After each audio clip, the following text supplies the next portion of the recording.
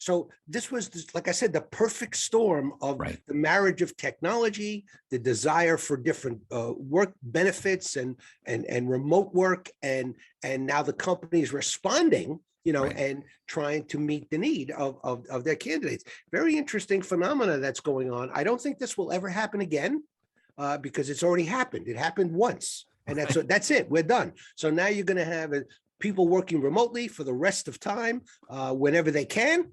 Not having extra traffic, keeping more cars off the road, keeping less sets of lungs breathing on each other's lives, and it all makes sense, to the worker of today. Yeah, I think you're right, and I think that.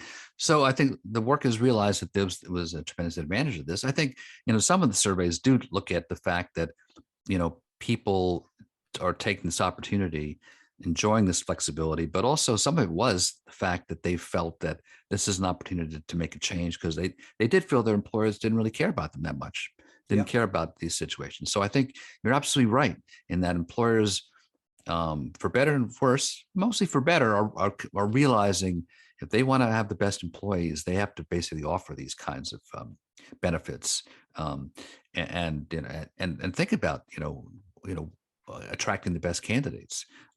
Which leads me to one other point that we've talked about in previous times, but sort of the hazard of this, just being a little cautious before you leap. So there's nothing wrong with this is an opportunity for workers, but you've talked to me before about this issue of the hazard of leaping and changing jobs too often. Yeah, I definitely, I wrote an article for Long Island Business News, and the publisher, gave me a challenge, and he said, you got to write something different. Don't write the same old, thing that everybody else is writing. And I came to a realization as I was reading article after article after article about the same subject. Everybody was saying the same thing, Ronnie. So there was nothing new, but I decided that there is something new.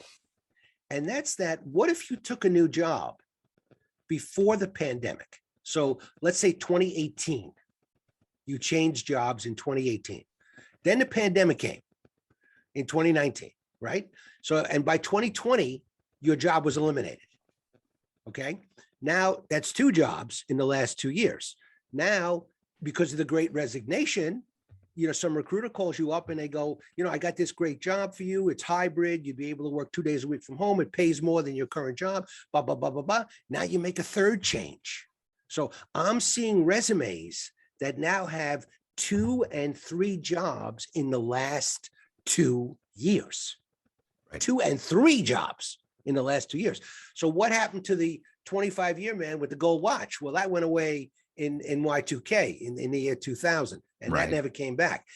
But I think it's gotten worse, and I think the people's resumes today look like traffic accidents. There's just one job after another. So from 2006 to 2007, I had this job. From 2007 to 2009, I had this job. 9 to 10, I had this job. 10 to 11, I had another job. And now in the last 3 years, I've had 3 more jobs. So it's just not good. People look for loyalty, Ronnie. If you're hiring somebody, if you're a hiring manager, right? You don't want to hire a guy that's just just started looking for a job 6 months after he got a new one. Right. I mean, that's discouraging. That's like, I don't want that candidate.